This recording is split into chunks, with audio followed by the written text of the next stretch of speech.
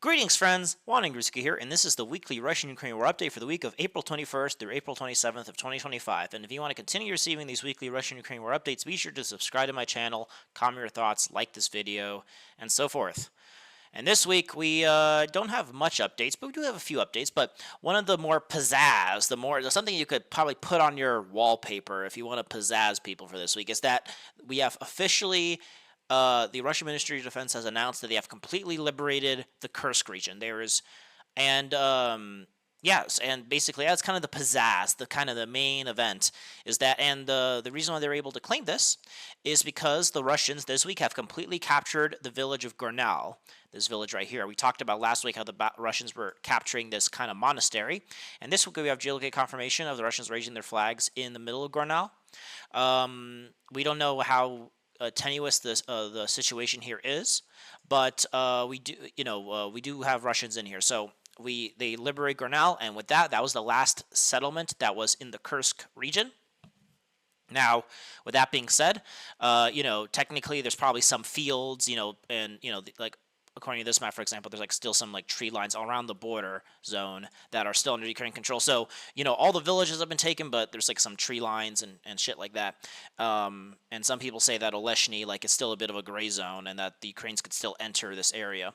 So there is a lot of things to talk about, but there's still if you want to be technical about it, there's still one or two or three tree lines, but all the villages have been taken. And so, yes, I would probably say that, yes, Kursk has been completely liberated, and the capture of Gornal it's a very big political victory. It's a big thing they could use as for propaganda. But in terms of tactical reason, after the capture of Sukha, there hasn't been really much of saying things that actually helped Russians at the operational level here. And there's been some other changes in the Sumy direction here. We have geolocated confirmation of the Russians attacking to the west of Basovka. We had, I think, geolocated confirmation of the Russians being here. And if we see with the Russians pushing to the north of Bilovodady here, I do think that what the Russians want to do is take this village. This village is like Basovka, except more on the west here. So, Basovka is not a big thing, but as you can see, it's a pretty decently sized village where the Russians could put troops in. Same thing with Bilovody. This is like the Basovka equivalent here. A lot of buildings the Russians could use to have positions further into Sumy. What the Russians will be trying to do is basically have a continuous front between Bilodovi and Basovka. So that's why we have geolocated confirmation of the Russians trying to clear out these fields between Basovka and Bilodovi. And then from this, they could then march towards the main Russian objective in the Sumy incursion, which is the village of Yunatovka, this area right here. So, and that is, the Russians are slowly but surely trying to reach Bilodovi. They have captured Gornal, finally taken off Kursk, and another thing that we actually got some political news from this area, from the Kursk area, is that the Russians have 100% confirmed that there was North Koreans in this area. Now, I talked about how there were North Koreans. I never, obviously a lot of the things the Ukrainians were trying to push off as North Koreans were probably fake news. They're like, look at this giant human wave. But I remember posting a video last winter, like in November or something, talking about North Koreans being in Kursk, but they have finally been acknowledged. So yeah, that is that. So yeah, Kursk has been fully liberated, and the Russians are now. And then also we have geolocated confirmation that the Russians are still battling for the village of Loknovka here. We have geolocated confirmation of them being in the most northern parts of this village. The capture of this would allow them to streamline into the village of Yunatovka right here. So it is a bit of a, they could use the road network that kind of reaches in Basovka, that then goes up to Nonovki, and then the village of Shiver-Dolovkovko here. And then from there, they can basically supply their. That's why they're doing going straight. They don't want to go through the fields because then there's no road network. But yeah, so the battle for Lotnovka is still ongoing, and the Russians are now trying to put their sights also on Bilovody, and Kursk is liberated.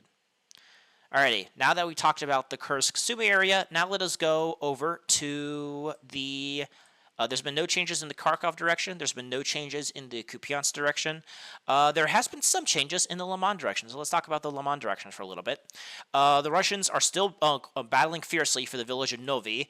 The map up, these neutral mappers have changed their updates that the Russians are now on this road here and have surrounded Novi on multiple angles. We do have geolocated confirmation from last week of the Russians being in this most eastern part of Novi. But most people say the Ukrainians are still in control of the western part of Novi, but I do think that with the Russians putting the squeeze on the south here, the Russians already being in the north here, that the Russians will storm Novi and try to take it fully. So the battle for Novi is still ongoing. The Russians are slowly but surely constricting down on multiple angles, and they need to take Novi to secure their northern positions here, because it's a pretty decent sized village that they could use to hold out in the basements of. But yeah. Anyway. The Russians, so the battle for Novi is still ongoing. The Russians are really putting the squeeze on it, but so far they haven't pushed the Ukrainians fully out of it yet. According to this mapper too, is that the Russians have actually started battling for the village of Kolodarsky. Before I was thinking that they would try to take Novi and secure their northern flank here before they continue pushing, but according to this neutral mapper, is that they have entered Kolodarsky from the north here, which makes sense. My vision has always been that the Russians will try to take these fields to the north here. I do think the Russians are still going to be battling for these fields that are on the other side of this road here, and then try to storm Kolodarsky. But it looks like they've just been storming it directly here. So yes, I mean, if this is true, we don't have any geolocated confirmation of the Russians being in Kolodarsky yet. But if this is true, then this is good. As I said, that the two villages the Russians have to take to secure their Zhirobets bridgehead is Novi and Kolodarsky. And so something like this. And so the Russians are just kind of slowly but surely encircling them on multiple angles, taking their fields. And but the battle for these two villages will be what decides if the Russians could make a solid foothold. The Russians are also battling, moving up between Novomikhailivka and Makiivka. They've captured some more of these tree lines here. These tree lines right here. And on their way towards the village of Grigovka. So, I do think the Russians will continue pushing through these fields, try to take this village right here, just to continue taking most of Luhansk Oblast. So, there's that. And then, also the Russians were on the outskirts of Ridokulup. We got multiple Russian sources showing them bombing this village. The capture of this will allow them to kind of, enter these line of villages that are right here. That could allow them to start cutting off the Lyman town from the north. But they're putting up fierce resistance. So the Russians have not entered this village yet, but it looks like the Russians also are focusing on trying to take this village as well, because there have been a lot of bombings at this village. So yeah, the Russians are continuing slowly, step by step, trying to improve their positions in the Zhirobets bridgehead. But besides that, there's not been any other changes here. But slow, steady paces. Alrighty, now we're going to go to the Chasov Yar and Seversk directions. We're going to talk about Chasov Yar. There's only been some small changes, but it looks like the Russians are now trying to pick up the pace here, according to a lot of pro-Russian sources. According to one of the biggest changes, according to, and we haven't had any geolocated confirmation of this yet, but most mappers have changed this, is that the Russians have entered the village of Stupichki. Now, Stupichki is one of the villages Russians have to take to secure the southern part of Chasov Yar. Now, the thing with Stupichki is that there's a bunch of trench networks that are behind it. So the Ukrainians could form up here and then continue counterattacking the Russians. And Stupichki has probably been razed to the ground already. But as you can see, this is just something that the Russians have to take in order to continue securing their push advancements in Chasov Yar. I still don't know why the Russians have not been able to take Chasov Yar officially yet.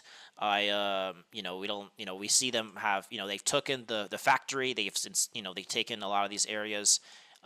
In this train station, they've taken, the southern part of the central part of Chasov Yar, these high-rise buildings. So I don't know why they can't just finish the job here. I don't know what's taking so long.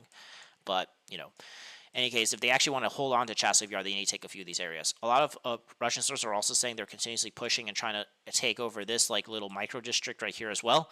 And they said there's battles going on for here. So if the Russians could take this area, which is has a lot of some high-rise buildings and everything, and they could take Stupichki, and they also could finally take this other I forgot what they call this area, but they call it Mykolaiivka on this village. But in any case, if the Russians could take something like this because they already kind of secure the northern part of Chasov Yar, the southern part is still a bit more wonky, but if they could take something like this, just everything behind this red line, Stupachki, this micro district, and the rest of this like residential area, then they'll secure the southern part of Chasov Yar, and then they'll be able to actually hold on to it. And yeah, so and then the only thing they have to do for the northern part, I think, is to probably clear up the rest of Grigorivka, probably take this quarry mine right here to give in some of these fields here, some of these tree lines. But in any case, the northern part is pretty much secure. They just have to hold on what they have. But besides that, the Russians are also having to. The southern part is where they are more vulnerable. But it seems that they're now activating here. But we shall see. We need more confirmation. And then in the Seversk direction, the Russians are still pushing in this area. We have some changes that the Russians have cleared some of these fields in front of Grigorivka. They've entered this area right here. So now they're entering Dontesk Oblast. The thing is, they can't really take Grigorivka because it's on the lowlands. Well, if they actually want to take Grigorivka, they have to take this dominant height here, which I think lasts until like right here or so.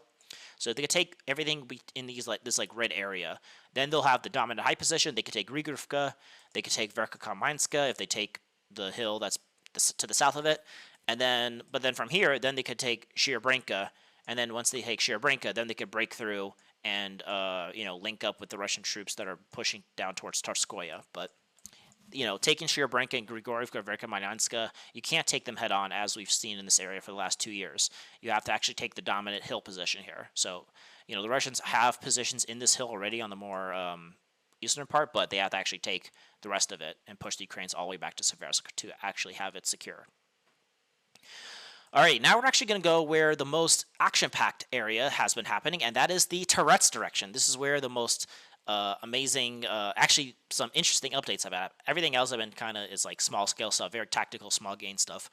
But the Toretsk direction is where there's actually been some very major changes. So the biggest thing in the Toretsk direction is that the Russians have completely captured the village of Sukha Balka.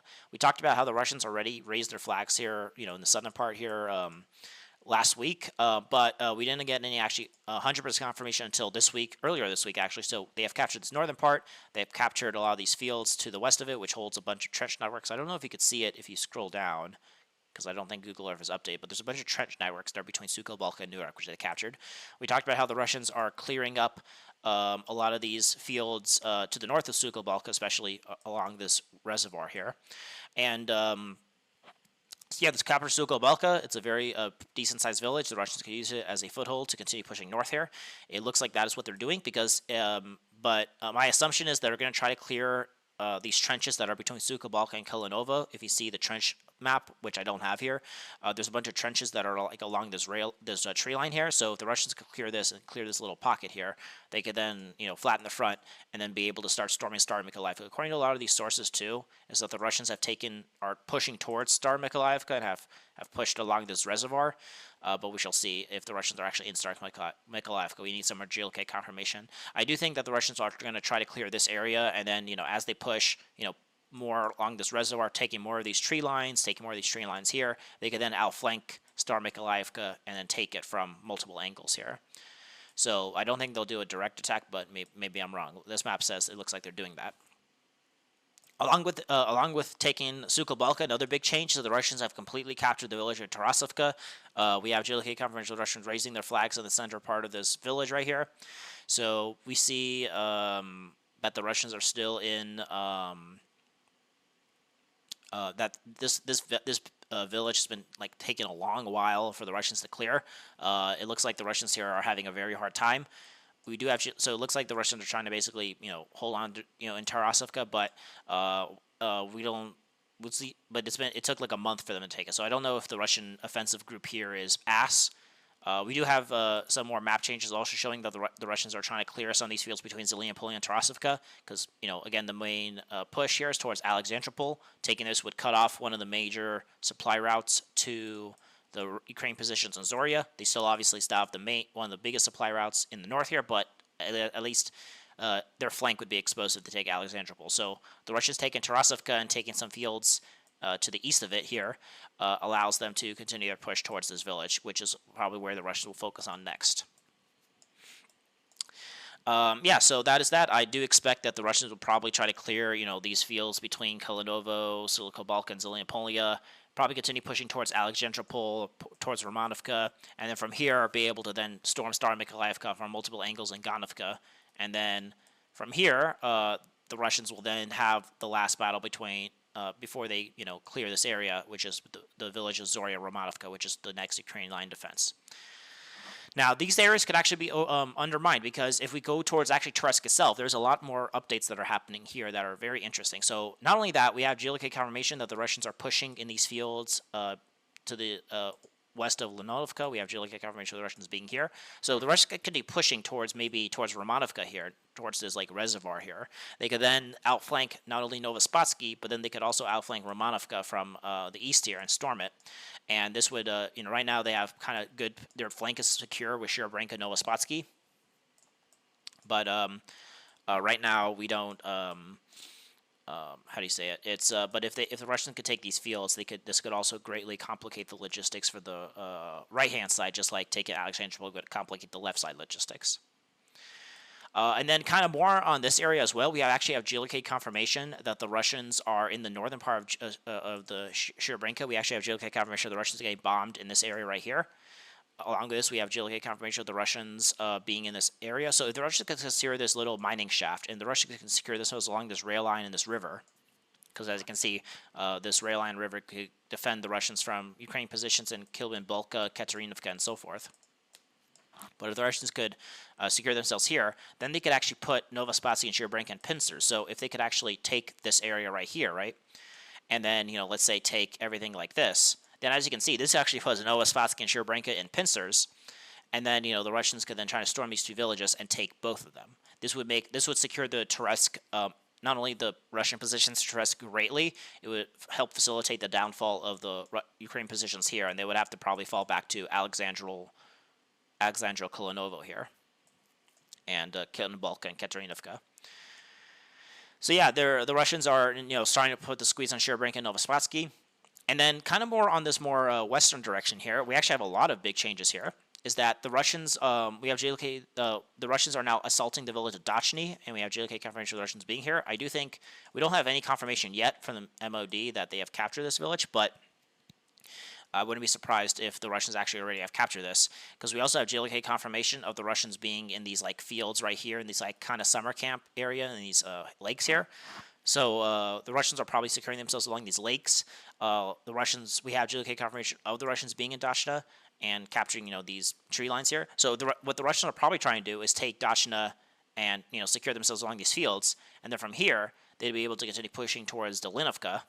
And yeah, so they're also securing the northern part of Toretsk here. So a lot of big changes are happening here. Another big thing is that most map updates have changed, showing that the Russians have taken this huge swath of land that is like north of Druzhba, south of Ozeranovka. So I think the Russians will continue pushing, and I do think the Russians will probably take something like this. This is probably what the Russians are trying to take, everything below this red line. This would secure the northern part of Toretsk, and then if we take what they're trying to do in the southern part of Toretsk here, trying to take something like this here. This is everything they want to take, and then obviously the main goal, the ultimate goal, is to reach this Rada Reservoir. So they'll continue probably pushing north here, try and take Kubin, Balta, and Katerinovka, Alexander Kilinovo, and then so something like that. I also think that we're also going to try to see how Chasov Yar develops, because as you can see with the capture of Supchki, we can see that the Russians will probably try to advance towards trying to clear this area between Chasov Yar and Seversk and Toretsk. So probably try to clear up this little area right here, and then have something like this go on. So as you can see, one of the biggest things right now, I'm not saying the battle for Konstantinovka is beginning, because there's still a lot that Russians have to do in order to begin that battle. They have to continue. Yeah, they actually have to secure Chasov Yar. They actually have to secure Toretsk. But once they reach like this area right here, once the front line goes something like this, hell, maybe like once the front line goes something like this here, then we could say that the battle for Konstantinovka has begun. Even though they're not maybe in the city itself, the Russians could then start. The main Russian goal here will then start to try to encircle Konstantinovka. So that'll be the main goal for the Russians in this area. So yeah, that is the Toretsk direction. Now let us go to the Pokrovsk direction, and there's only been some small changes in the Pokrovsk direction. The main thing is in this area between Pokrovsk and the South Donetsk area. The biggest thing is the Russians are now pushing through these fields from Nadivka towards the village of Nova Alexandrivka. We have geolocated confirmation of the Russians taking these fields to the north of Nadivka, and I do think what the Russians are trying to do is try to reach the village of Nova Alexandrivka. If they could take it, then this actually could secure Uspenivka, because it looks like attacking Uspenivka head on took the it's going back and forth. There's no real winner. So the capture of these fields to the south of Nova Alexandrivka is basically the Russian goal here, is to storm it and then take these fields around Nadivka, Nova Alexandrivka. This will allow them to take Uspenivka, and then this would allow them to secure their northern flank here and continue pushing along the Salona River towards the Dnieper Oblast here. The Russians are also battling for this farmstead, Kotorovka, but the Russians have not been able to actually capture this farmstead just yet. We just know that they're in the fields around it. This map changed, showing that Toretsk and Bogdanovka are under Ukrainian control, but we do have most Russian sources are saying they are in control of these two villages, so we need some more GLK confirmation here. But we do need some more.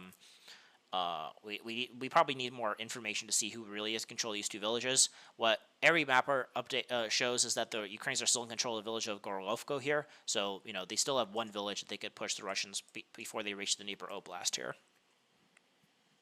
So, but in terms of Toretsk and Bogdanovka, it's up in the air. But we do know clashes are still going on for these villages here.